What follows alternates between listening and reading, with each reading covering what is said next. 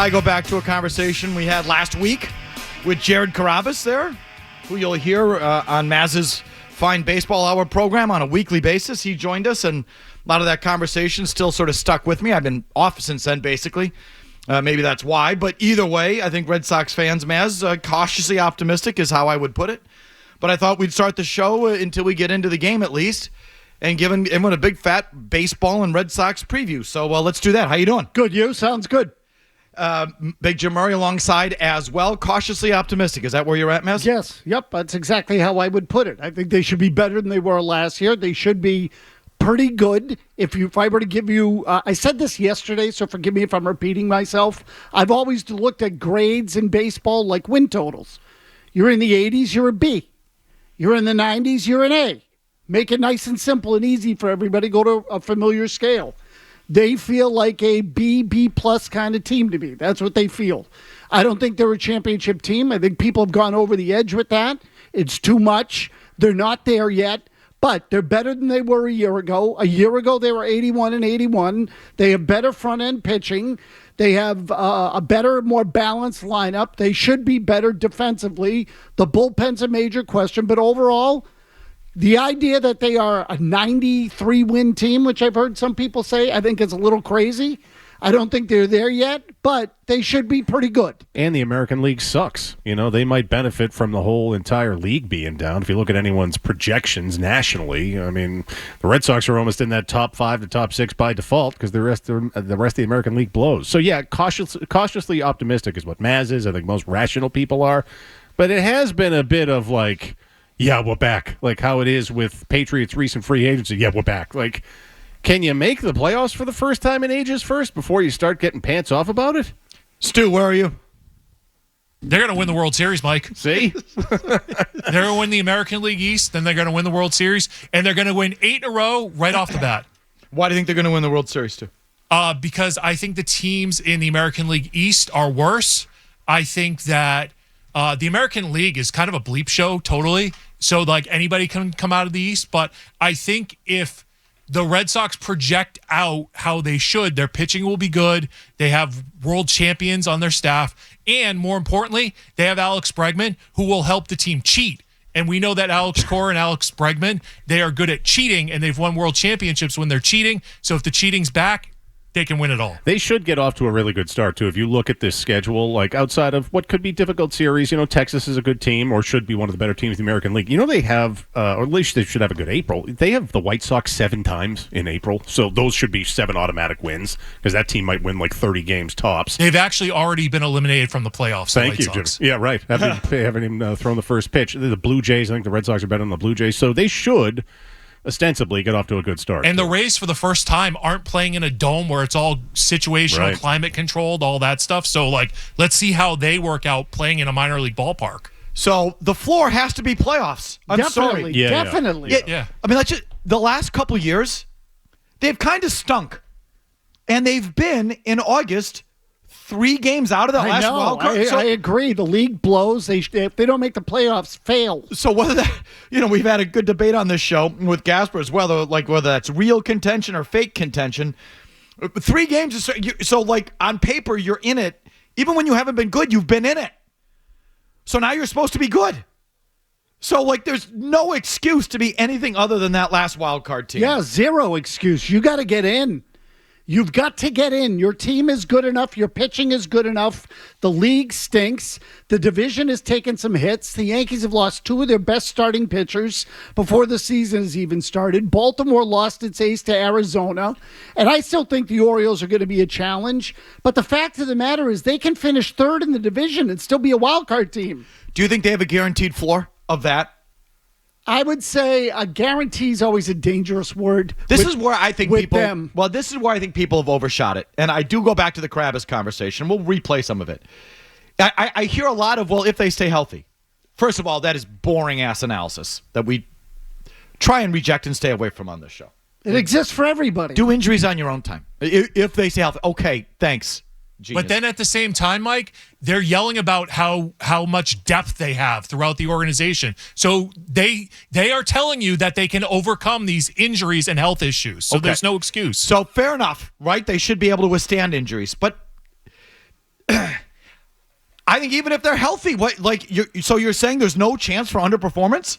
Because that's what you're saying. If they stay healthy, well, then what you're implying is all they need is health because they're good enough on their own merits, which I'm not sure. No, if you're saying that, you're ignoring some red flags from the spring, like this whole Devers situation, the fact that Tanner Houck, who you're looking at as one of your frontline starters, was absolute garbage the whole spring. Thank you. Wait, is it possible Tanner Houck just isn't that good? Yes. Sure, it's possible. Is it possible Trevor Story outside of Coors Field isn't that good? Yes. Is it possible that the young kids are not ready or may not even be that good? Yes. Correct. I mean, Christian Campbell made the team. He had a bad spring, but they've fast-tracked him because he's one of these drive line guys, this hitting outfit that they hired. So he's sort of been like their chosen one, but he didn't perform in the spring. Is here by the way, the thing with Devers is absolutely right to bring up. There was a great story done about the whole thing in The Athletic about him making this change to DH at his age. There is not a track record of this in Major League Baseball. It's still the right thing, don't get me wrong. But there's not a lot of, again, at his age, it tells you this is going to be a slam dunk that it's going to work. Is it possible Devers isn't the same player if he's not in the field? Sure, Yes. it's possible. Well, it's just a million things. So, I don't want to hear you, if we stay healthy. Like that, first of all, boring. Second of all, I think that's giving yourself too much credit. I don't know if they've established themselves yet. I mean, I could see them. If you're asking me, could I see a scenario in which they go 82-80? My answer is yes. With good health. Yes. That's what I think. I think that'd be a healthy way to approach it. Even if healthy, they still have to prove it. Good Lord. At full health, how's their closing situation, man? Bad. Right. Put it this way. Aroldis Chapman is opening the year as their closer. I wouldn't trust Aroldis Chapman to carry a plate from here down the hall without breaking it. That's Okay. two-time world champion Aroldis Chapman to you, pal. Yeah, and how? My point is, I wouldn't trust that guy with anything. Wait till Cora has to live through that. The analytics will tell you that he walks guys, but they don't score. But in real time, you have to suffer going through him, walking the bases loaded, and then striking three guys out. You have to live through that, which is extremely difficult to do. So I don't want to hear health. I want to hear, are they good enough? Let's just assume they're healthy. Are they good enough?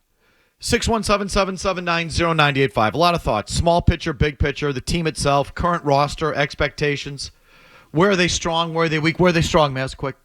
I would say that their lineup is pretty good. Defensively, they're better. The front end of their rotation has upside, but I worry about the durability. That's probably it. Weak. Where are they weak? Where are the holes? The bullpen looks shaky as hell. The durability of the rotation might be at the top of the list. That's the thing that concerns me the most.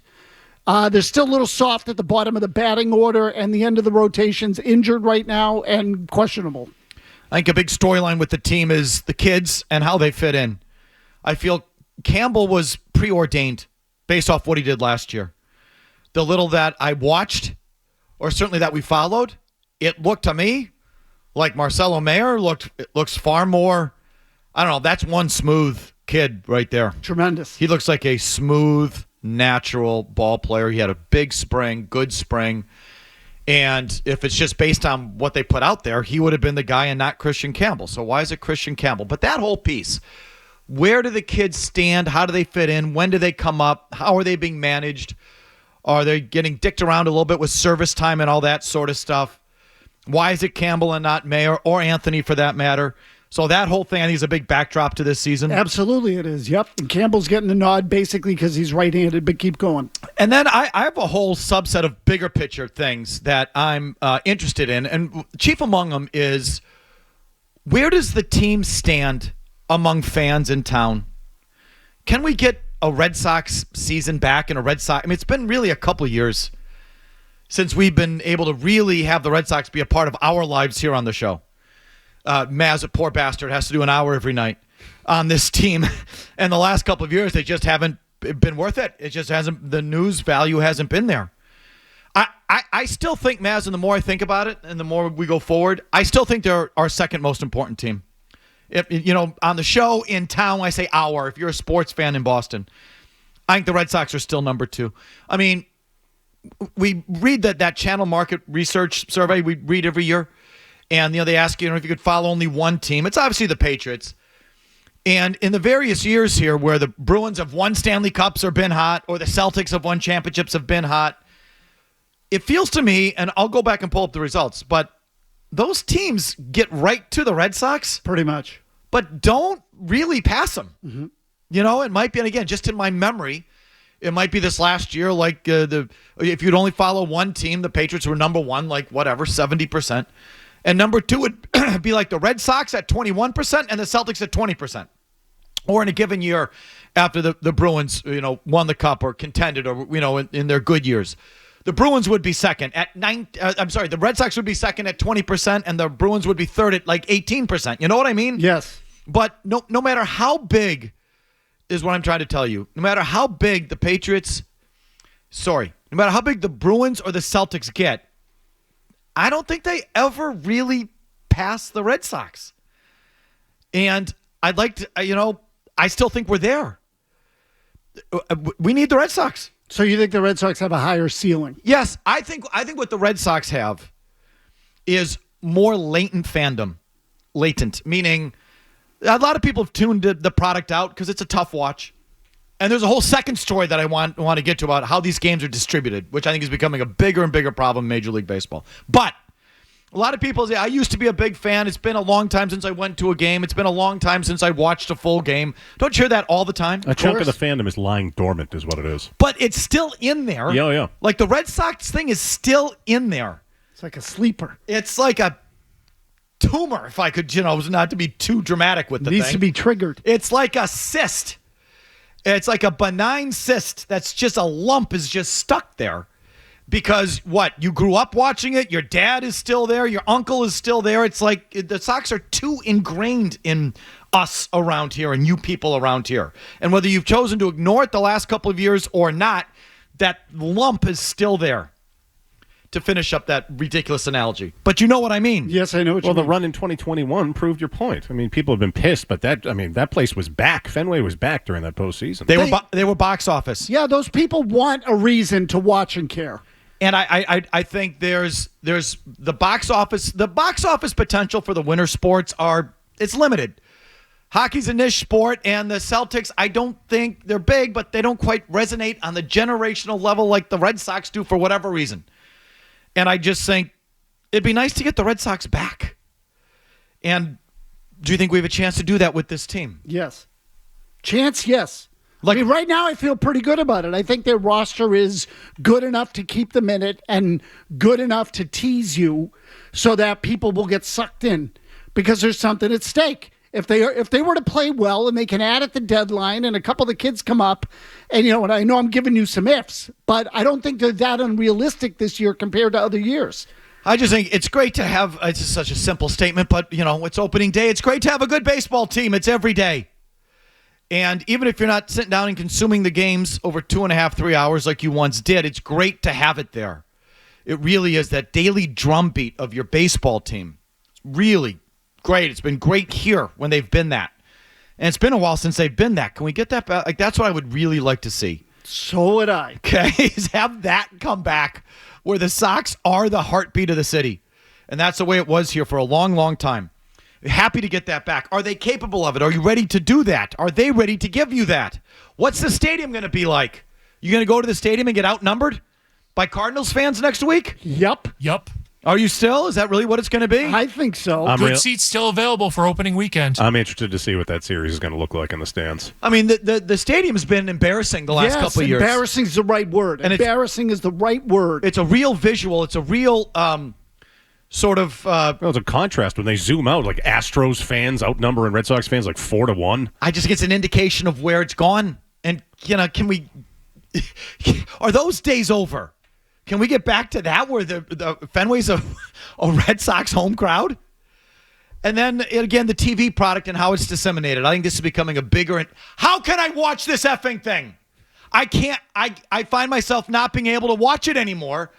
And not that, again, I'm the guy that's sitting there all 3 hours and my lazy boy watching the Red Sox, who is anymore. But I like to have the game on.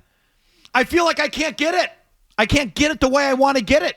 I'm dicking around on my phone or my laptop or something. I can't just turn on the TV and have the Red Sox like I used to. And I think more and more people are falling into this. of watching baseball, period. And there's big trend lines with the sport. ESPN just quit baseball. This is their last year. ESPN's about to open up their season. Brewers, Yankees here on the national broadcast. I think Joe Buck is doing the game, right? Cool. That's it. They're quitting. They're done with baseball. They opted out of the last 3 years of their contract saying this isn't worth it. Where are those games going? Another effing streaming service that I've got to figure out how to get and not just subscribe to and remember my login, but then somehow get it on my actual TV? How do I do that? I still can't get Nesson on my TV. I got to plug in my laptop to the effing thing because I can't. You know what I'm talking about? Yep. Baseball's going deeper and deeper down that rabbit hole. It used to be, back in the day, people, you just came home and put on UHF TV 38 or Channel 4 or Nesson. And it was just on and it was there. It really doesn't exist anymore. And this is becoming, I think, a bigger problem. I just can't go home and turn the TV on and have the game on. So where are we going with that?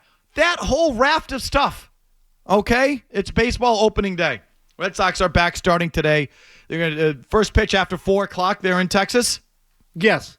If you like that clip, check out more videos from Felger Mazz here. For more Red Sox analysis and opinion, hit this playlist. And for all the latest from the Sports Hub, download the app at 985thesportshub.com.